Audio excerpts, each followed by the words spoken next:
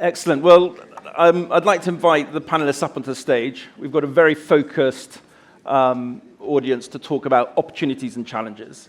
First up is Sophia Ahmad, who's Chief Commercial Officer at Sky. Then we've got Claire Gillies, CEO Designate BT Consumer, and Patricia Cobian, who's CFO of Virgin Media. I think this sits very nicely for this discussion because we have what I think is, in Sky, one of the largest but asset-light, facilities-light telcos. We've got BT, which is clearly by definition the incumbent and very dominant, and we've got Patricia for VMed, which is the largest infrastructure-based challenger. So hopefully we'll sort of explore three different perspectives on this big concept of opportunities and challenges. I think one of the biggest issues in this topic is growth. Where do we get growth in telecom? You know, markets are generally mature. Data growth is slowing. I'd love to hear from each of you is there further growth to go in connectivity? Can you grow in mature markets? Can prices move up? One of the analogies I picked up at this conference that I thought was very pertinent was actually Mark Evans years ago at BT saying, O2 saying, you pay £4 for your Starbucks each day, and each year it goes up by CPI, but you cannot price telecom services at CPI++. So I guess the big question on the opportunities and challenges panel is there growth in core connectivity in the UK? Sophie.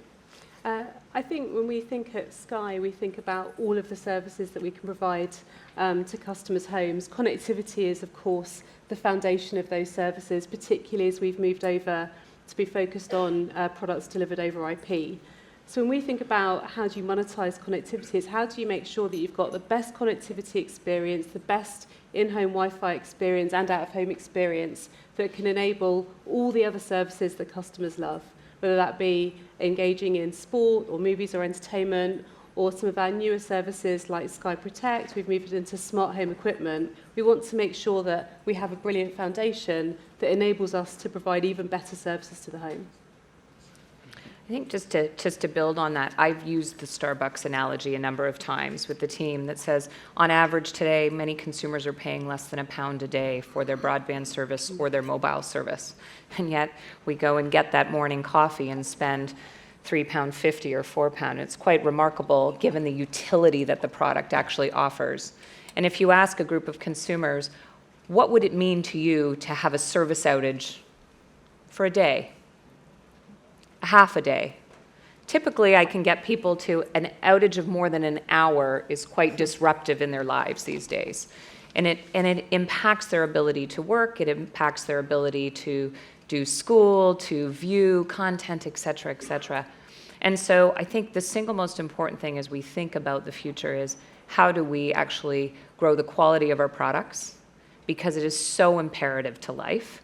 And I think we have to continue to do that each and every day, build on the application layer that we offer across all of our services, build convergence, right? I think that's another big thing, and the impact and the benefit you get from having all of your services with one provider can be immense. And so I think there continues to be growth, of course, in the innovation that we do in this industry. And just think about the number of industries that telecoms has supported on a global basis.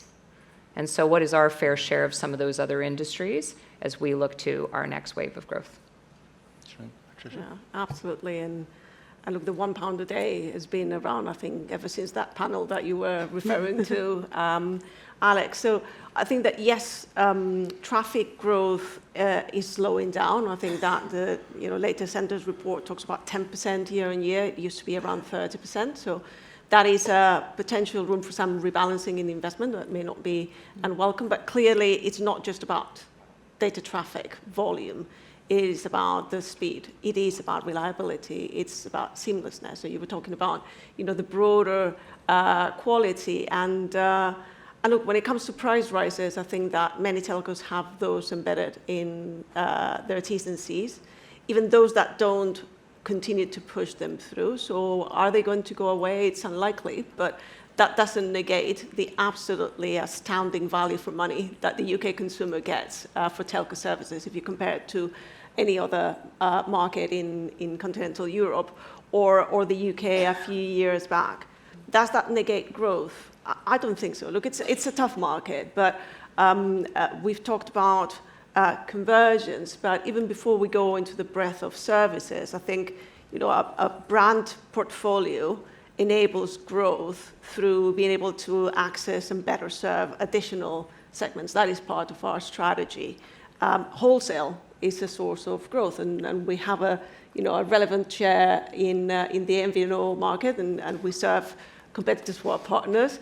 And we're also wholesale ready in fixed. We have to the tune of 7 million full fiber premises and a wholesale ready fixed infrastructure that we are testing and demonstrated as we launch gift-gap broadband. So that's another route for growth. I think that convergence is not just connectivity, it's not the breadth of the end-to-end connectivity services for a household, but there's potential to expand into other categories. We already include digital content subscriptions.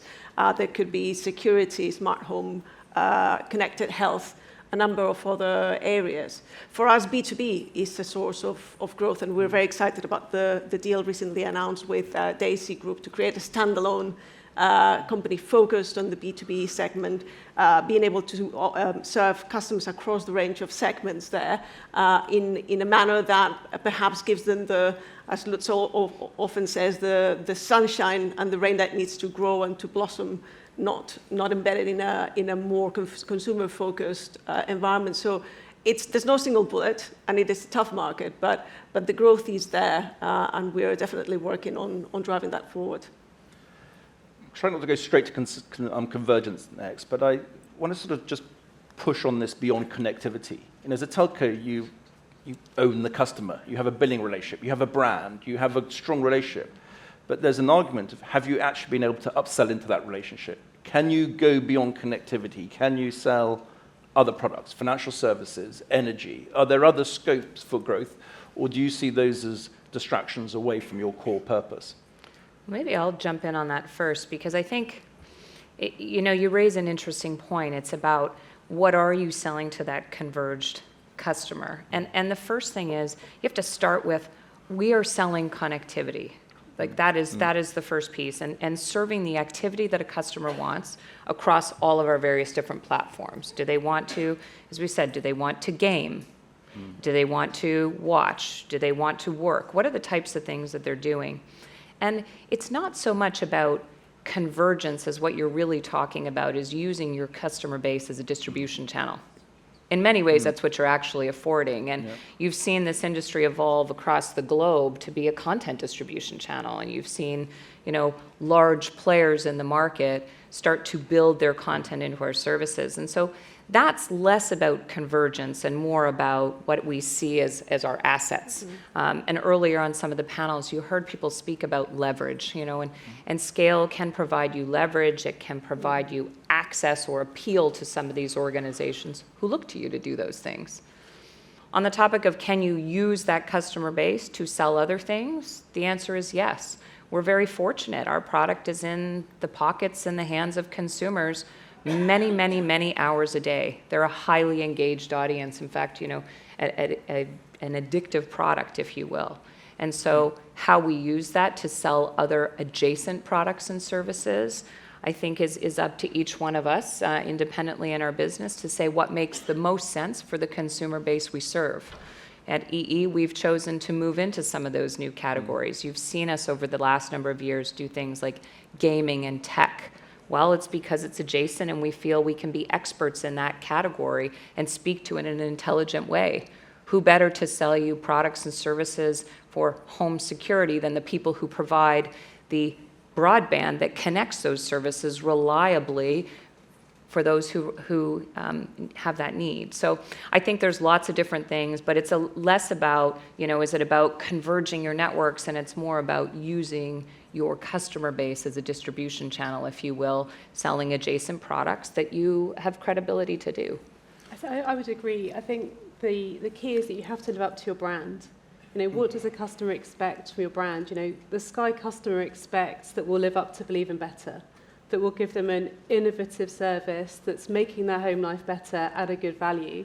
So when we think about the additional value-add services that we can provide, they've got to live up to the Sky brand, and they've got to make sense to the consumers that they think, of course I would take that from Sky. Can I just to move on, to come back to this concept of convergence. What does it actually mean to all of you? You know, I think of convergence as just selling fixed and mobile products into a customer base to reduce churn, to try and grow it. A lot of people argue that's unproven. In fact, you're discounting into your own customer base. A lot of people will challenge you in that the purchasing decision is different between the mobile and the broadband. Can you just, and then I talk very narrowly between fixed and mobile. Sophie, you probably think more broadly about it. Can we just get a quick synopsis from each of you of how do you think about this concept of convergence and how do you use it in your businesses? Yeah, and I think if I may start, Yeah. I think in the UK, we're still in the early stages of convergence. I look at other markets, so for instance, Spain, I think levels of 70 to 80% of converged households in the market. You look at France or Portugal, the Netherlands, it's around 50% penetration of convergence. If you look at the UK market as a whole, we're around the 20-something%. So there's a lot of room for growth. And I don't believe that it's not real. I think that there's different market structures and different paths to growth, but ultimately being able to serve the breadth of connectivity services in a household is a valuable proposition, and not having to worry about whether it's mobile or it's fixed, it's one or it's three. There's a value wrap around it that I think that we've started to exploit when we launched Volt 4 months into life as a joint venture. And it was not necessarily about discounting, it's about more value for our converged customers, right? So they get double data, or they have a higher speed, they get priority perks. And you can then further evolve into different levels and options of connectivity, or as Claire said, you can then expand. And if you've earned the trust and you have the credibility as a brand or portfolio of brands, you can then further develop the relationship with those customers that, you know, our experience tells us that they are more valuable and more loyal, and they're more satisfied. Converged is an interesting word too, because if we actually look at the definition of converged, it's integration, right? And truly, when we look across the platform at Telecoms, convergence has been at the level of having one bill for a customer in your line. You have both services, ergo you get a discount. What I think we see next is you start to move into converged applications and products and services. One set of controls across broadband and mobile. One set of networks moving from your wireless network to your Wi-Fi networks. What are the various different actual practical converged applications that we'll see in the future? In telecoms today, it's largely bills and discounting. I think we move into more advanced, deeper consumer benefits as we go forward into the future. I think that's going to be key. Right now, it's largely a source of multi-product bundling discounts or value adds, if you will. But I think that evolves as we think more deeply, because consumers ultimately, I say this a lot, they don't care what network they're on. What they care about is the activity that they're doing. And we think about selling broadband, and we think about selling mobile. What that consumer mostly cares about is what application it is that they're going to do and how we're serving it up in the most credible and reliable way to them. So convergence moves forward.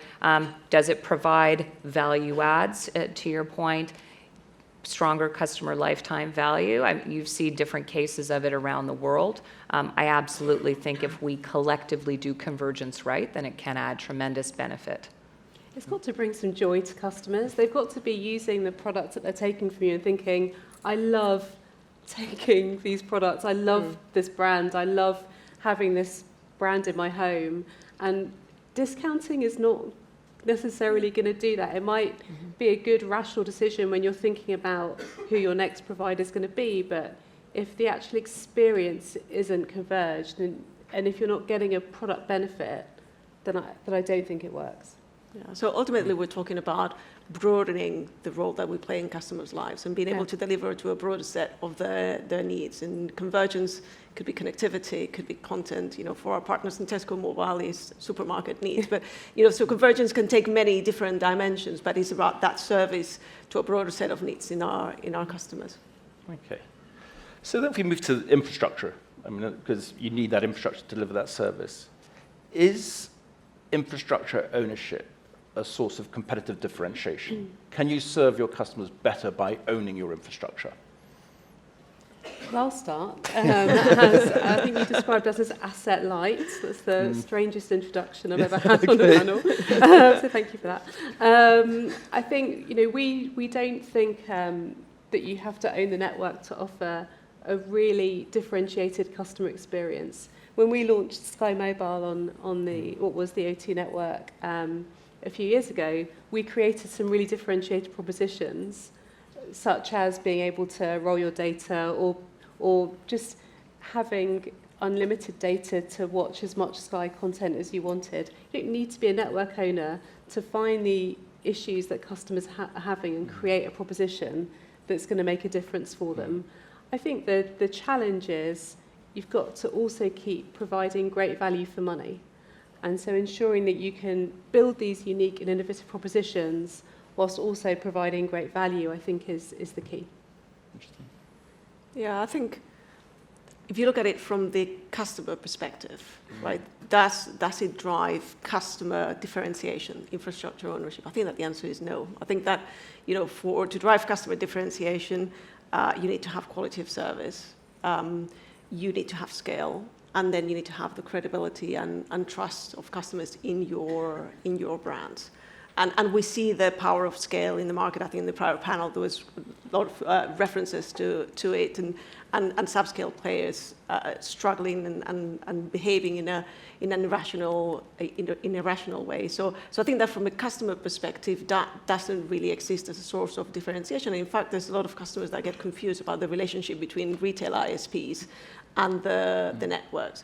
So therefore, it's that service quality, is the credibility, the trust in the brand, and the quality of service. Now, for us as Virgin Media, to drive the quality of service, the experience that our customers deserve, we do need to invest quite significantly in our networks, in our mobile network, in our fixed network, and in customer service, and then in building additional capabilities. So it's not that it doesn't matter, but it's not necessarily the driver of differentiation in customer minds.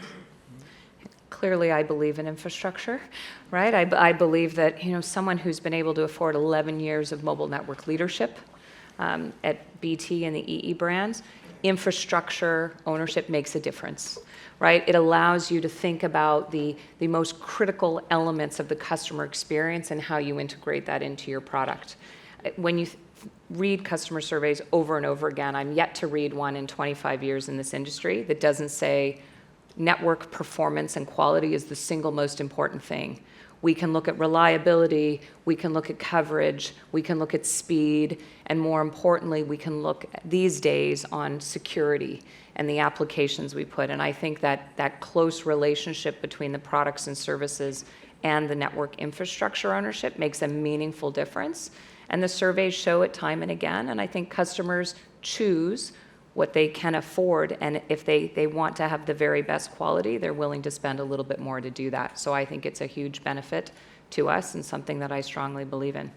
So come back to Sophie just as a customer, because you're the biggest customer possibly here. When you look at how you buy your mobile and your MVNO, or how you buy your wholesale broadband fibre, do you have similar methods or the different ways you look at the mobile market versus the fixed? How do you make that decision over which wholesale provider to pick? Well, I think you have to be strategically aligned with the partner. And so for us, it's about making sure that we can work with the partner to launch the services and to provide the services to customers that they want. So we've been, good partners on Sky Mobile since launch.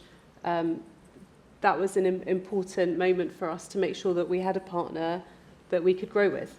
And so I think you have to take each experience or customer need one by one and find the right partner to support you there. I would just say one other thing, which is we're not a network owner, but we have access to an incredible global product roadmap with Comcast, and they produce the best Wi-Fi hardware and have the best network management and reliability team in the US. And so I believe that the broadband experience and the Wi-Fi experience that we can offer customers is second to none, because we have the benefit of having access to brilliant global partners that do that day in, day out. And I think that means that we're in violent agreement, because I think that it's not that network quality doesn't matter. Of course it does. it does to BT, to Sky, to Virgin Media, to absolutely, it's fundamental. It makes a difference to our customers. Is whether in their minds is the ownership that makes a difference, or are there other considerations? I think that's where we have a different nuances. Well, and I agree with that. And I also think it's important to recognize that not all consumers value the precisely same thing. So, Sophia may decide that, the network that they participate and they partner with to provide that access doesn't have the same quality because it's not as important to their customers. They're willing to trade off quality for price. This happens in the market all of the time. So I think you have to remember, each of us respectfully look at the market and decide which customer base we want to serve to determine, what price we put in the market, what margins we're delivering. We have differentiated customer opportunities. Excellent. Right, you can't have a panel like this without going to AI. One of the features of Telco is you feel like you've enabled, I think the sector's enabled digitalization across society, but hasn't really monetized it. The big value has been created away from the networks. AI is now clearly transforming society. How much of that value can be captured by, if I classify you broadly as telcos? Will you capture a lot more revenue traffic? How do you see that being monetized in your businesses?